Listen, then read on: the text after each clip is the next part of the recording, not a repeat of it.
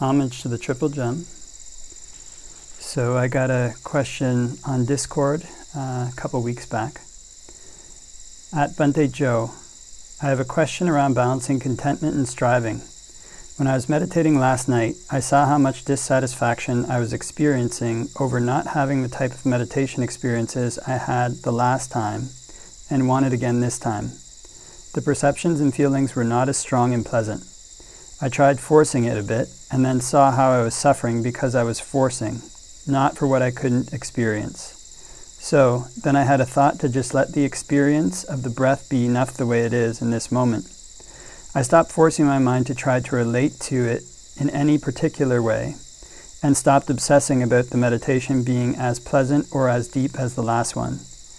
Basically, I was practicing contentment with what was, but then I got to wondering if I was just quitting when I should have pushed through and created the perceptions and feelings I was looking for. How do we know when it's the right time to strive and the right time to be content with what is? So, a common thing that a lot of people experience in their meditation is to have like a kind of very pleasant, very blissful experience at some point. And then it goes away. And then they think over and over again about how to get it back. I was actually reading kind of I'm going to call an article or so, a kind of description of a young guy who came to Sri Lanka, and he was reading the Majjhima Nikaya, and he started to try to practice, I think, breath meditation, and he entered into some jhanas, at least the first one. And he decided to go back to his home country after a certain period of time. I think he'd even become a monk. And he later wrote about the experience, some like 30 years later or something like this. And he said that basically from the time of the experience till then, he was just very, very frequently thinking about this experience of jhana, essentially. So when a person has an experience like that, it's natural to want to recreate it. And the Buddha recommends trying to recreate these experiences of jhana and actually to develop a skill in being able to enter jhana, being able to stay in jhana, being able to emerge from jhana, essentially. So this is something that's recommended by the Buddha. If one wants to make the mind calm, so here we can talk about not just entering jhana, but making the mind calm in the preliminary preceding stages leading up to what can become a jhana, then there's essentially 5 hindrances one has to get rid of, and one wants to be on the lookout for these. One of those hindrances is restlessness and remorse, and this is a really subtle and tricky one. I mean, these hindrances, they come as categories in the suttas, and sometimes we can think of them as just like blocks, like, oh, there it is, it's hatred, or there it is, it's sensual desire is there, one can think. So they can often manifest themselves in ways that are actually very subtle. And this desire to recreate an experience of the past that one doesn't have now can very quickly and very easily tip over into restlessness and remorse when one hasn't got the experience that one wants. There's a sutta in which Venerable Anuruddha is talking to Venerable Sariputta, and he's talking about how he has the 4 jhanas, and he can see all these things with the divine eye, and he's got unflagging energy in these things, and yet he still isn't an arahant. Why? And so then Venerable Sariputta says to him that you think thus about your divine eye. Essentially, that's your conceit, that you have this kind of extreme energy aroused. That's kind of your kind of restlessness. I think that one is restlessness, and that you don't have this, that you think to yourself that I don't have these kind of haven't achieved arahantship. That's your restlessness and remorse. So, remember, I think that one about dealing with the energy is also there for restlessness and remorse. But the main one, that he thinks thus, that he doesn't have these states, that's his restlessness and remorse. So when a person is thinking back to a past state that they don't have and becoming upset that they don't have it, trying hard to recreate it, that in and of itself is an agitation in the mind that can stop the mind from being in the present moment.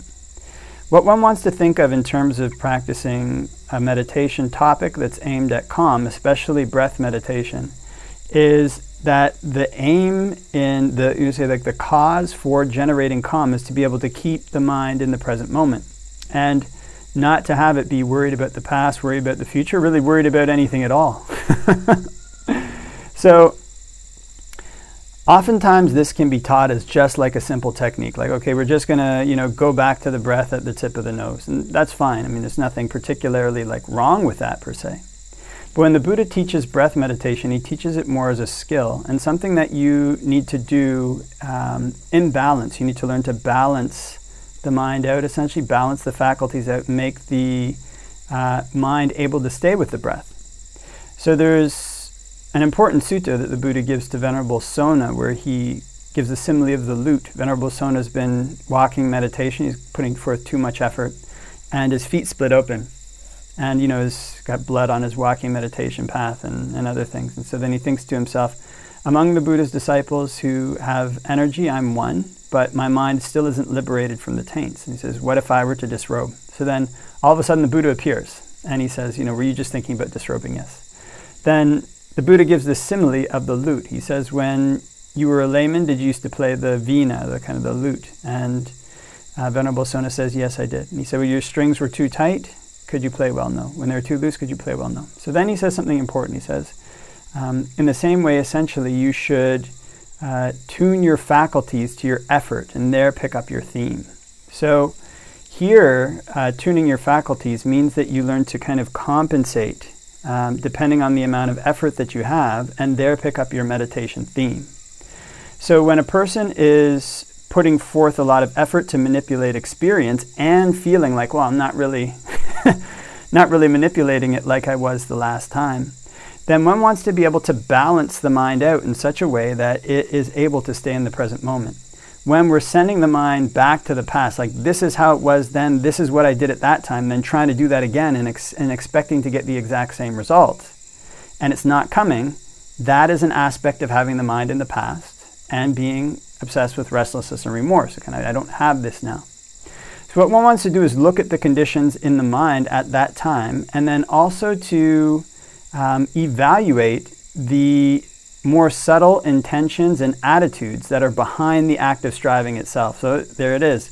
It's like, is this desire to recreate this actually getting in the way? So there's a paradox here, because of course you want to recreate it, but you don't want to send the mind back too much to recreate it. So what do? One of the things that one wants to do as one is meditating is it's actually good to think, at this time I did this, then I did this, then I did this, and then this was what happened. Then when you sit down to meditate again the next time, you want to try to do that again. Try to manipulate the breath in the same way. Try to bring the mind to calm in the same way. And see if it works. If it does work, then you've learned something about the way that that condition can operate. If it doesn't work, then there's another condition that is affecting it. So if it doesn't work, then you don't want to just go back to that and try to do it again and then try to do it again and try to do it again and it's not working. You want to look at the conditions that are present in the mind at that time. So what's going on? Well, I've got agitation in my mind. I've got restlessness in my mind. So what can I do to calm those things down? From there's a number of different strategies. Actually, I was kind of messaging with a fellow this last YouTube video, and one of the strategies that's really popular among Westerners, and probably for a good reason, one of the types of strategies are strategies that aim at equanimity. And the reason for this is because many Westerners, as part of their jobs, as part of the education system in the West, they learn to manipulate experience and put forth effort. And it can tip over into too much. Actually, it does tip over into too much. People get frazzled, they get burned out, they get dissatisfied with the results of their efforts because it's somehow never good enough. And so meditation techniques or approaches that focus on equanimity can somehow bring the mind back into balance at times for people who are feeling this. So it can be a skillful perception to hold the perception in mind, okay, well, I'm not recreating that now. The breath is fine just the way that it is. And then looking for the pleasant aspects of the breath that are there in the present moment. And one of the important things to recognize there is that that is actually a perception that one is holding in mind. The other perception that one had, okay, something's wrong, I'm going to manipulate it, I'm going to change it, I'm going to make it more comfortable, I'm going to do what I did last time and see if I get the same results. Not working. Let me hold a different perception in mind. The breath is fine just the way that it is. And then what one can do is just to try to learn to be the observer. Okay, there's various ways that one can do that, various images one can hold in mind. The one that Ajahn Lee gives is like a post in the sea, and the waves come up over the post and onto the beach and wash back down into the sea. But the post just stays where it is. And in a similar way, one can just let the mind be still as thoughts come and they go, as the breath comes and goes. One just learns to watch the breath coming in, going out, and not trying to manipulate it. Now, of course, again, this is a manipulation of experience, but what that can do is to counter the restlessness and remorse that comes from trying to over-manipulate. So if one is practicing breath meditation in that way, if one is applying that particular perception, the mind seems to calm down, then it's probably the right one, possibly the right one, for balancing the mind, for tuning the strings of the lute so that the mind is more in balance. One is tuning down the amount of active effort that one is putting forth and kind of tuning up the faculty of equanimity. So there's different ways that one can breathe in and out. And this is one of the things that the Buddha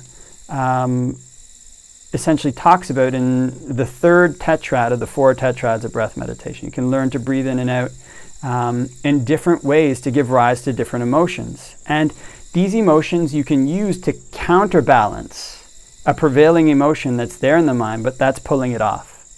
So in terms of manipulating experience, you want to manipulate it, and being equanimous is a manipulation of experience in such a way that you're able to stay in the present moment, because that's the cause. Ultimately, that's the cause for giving rise to feelings of happiness, feelings of ease, that the mind is unburdened by thoughts of the past and the future and worries about things that are going on in the present. Can learn to become content and absorb with just what it has now.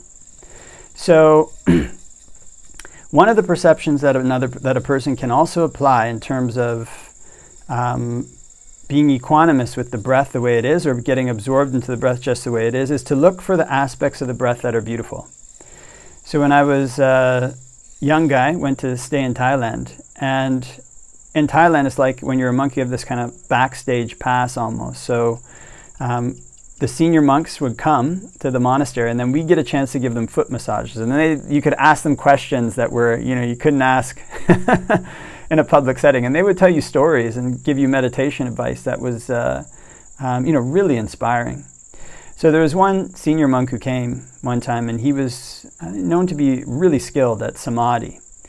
And so one of the things that he said, he kept talking about that particular night that at least stuck in my head, was that if you want to practice breath meditation, you should learn to perceive beauty. I think it's good to learn to perceive beauty in things in general, perhaps, but also in the present moment and in the breath. So you want to he said you want to develop that to the perception, to the point where you think, the breath is just perfect the way it is. It doesn't need to change. Nothing needs to change. Then he said, of course it changes. So what he's describing there is that essentially the meditation gets deeper at that point. One can enter into deeper states of concentration. So this perception that everything is fine in the present moment, everything is great with the breath, looking for the beautiful aspects of the breath and learning to make those grow, can be a skillful perception. Keeping in mind the overarching theme here that what one is doing is balancing the mind. One is bringing it into balance and manipulating perceptions in a way that is skillful. Same thing or a similar principle again applies, going back to manipulating the breath to manipulating emotions. The breath and the energy in the body and the way that a person holds their body can have a really big impact on their emotional state. It's if you're like smiling and if you position your body in such a way that you're relaxed, that you're off balance, it's much harder to be angry and shouting. There's something in evolution where you actually have to be firmly planted when you're feeling in danger, and when you're feeling relaxed, you can be off balance, and that communicates a person being that they're relaxed and at ease in the presence of whoever they're with. So these bodily postures, they are adopted by people when they're in particular emotional states, and they also influence the emotional state. I mean, the main thing behind all of this is the mind and intention, but the way that a person breathes, the way that they even position their body sometimes can have an effect on the emotional state. So one wants to notice, like if one is feeling, say, like lethargic and tired, or like, depressed, or like overly energetic, whatever it might be, one wants to ask oneself, what can I do to tune the lute? What can I do to bring the mind in balance? And if the mind is lethargic, there's ways in which a person can breathe that will energize it. Well, how do you breathe when you're feeling really excited, when you're feeling really energized? Well, try to manipulate the breath and breathe in that way and see if it brings a counterbalance to the mind. How do you breathe when you're, calm? If you want to bring the mind down when it's too energized, you can manipulate the breath in that way. So essentially, just by going to meditate with an intention that I want to get peace of mind, which is, that's why we meditate. That's why people meditate for. They want to be happy. You don't just meditate for no reason. There's always a reason behind it. So there's, you don't want to pretend like there's no reason. But what we want to do is to categorize things properly so that we know that whatever perception we hold in mind, that's a manipulation of experience, including perceptions of equanimity, including perceptions of the beauty of the present moment. This is a manipulation of our experience. We're keeping a perception in mind. And the purpose of keeping that perception in mind, if we're trying to make the mind calm, is to make it easier for it to stay in the present moment and not be rushing out to the past, rushing out to the future, not to be angry, not to be, desiring some food or, some fancy thing, not to be tired, and not to be in doubt, and not to be remorseful or overly agitated that one doesn't have a particular state. So all of those things can essentially come together as one gets more at ease, more calm, more absorbed in just being with the present moment. And that type of thing can deepen. The mind can become more still if one balances the mind correctly. So that can happen one time when you're manipulating experience to try to make the breath more comfortable, given the conditions in the mind at that time. That can happen another time if one is just being equanimous, just watching the breath coming in and going out. The mind can still because of that. So one wants to evaluate the conditions that are present in the mind at that time, right then and there. And you can learn from techniques that you did in the past, from things that were successful in the past. But important to understand, there were conditions that were in the background of the mind at that time. One of those conditions can also be novelty. So that's an important thing. So it's one of the reasons that sometimes people, they come to meditation, they go on their first retreat, they have an amazing experience, they can't do it again. Or like that fellow, he couldn't do that again. And part of that is probably because he got enmeshed in, various sensual things, just in a normal lay life, and was not in a place where he was free of sensual enmeshments to the same degree. But another part of it is that when there's a novelty to a technique, when there's a novelty to an approach, it grabs the mind more. And also there can be a lack of expectations that go along with that novelty. You don't know what's going to happen in the future because it's the first time you've done it. It's the first time you've tried it out. So that restlessness and remorse is not going to be there. Why am I not achieving what I want to achieve? Why haven't I gotten what I want to get?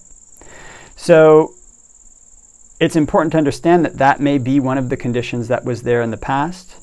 And although it's very difficult to recreate a complete novel set of experiences again, what one can do in recreating novelty to a certain extent is to be observing again what's happening right now in the present moment in the mind and applying the appropriate remedy for what's going on right now. Now, that's new. Now, that's fresh.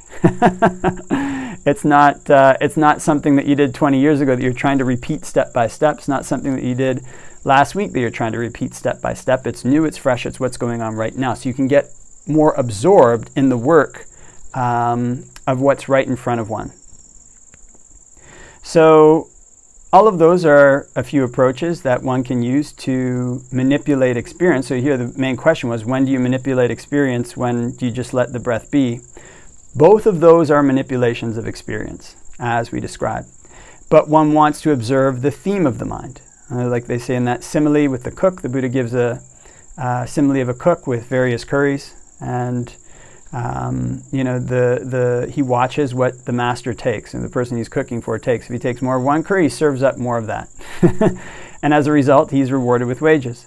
So you want to watch where the mind is inclining, what theme it's inclining to, what's making it settle down, and then give it more of that. If it's equanimity, just watching the breath, give it that. If it's manipulating experience, manipulating the breath to a certain extent, give it that. And in this way, you're tuning the lute. You're tuning the effort faculty. You're tuning the mind in various ways so that things are in harmony, so that things are in chord. And when things are like that, then it's much easier to be in the present moment, because ultimately, staying in the present moment is what gives rise to these states of pleasure, states of ease that one is trying to cultivate.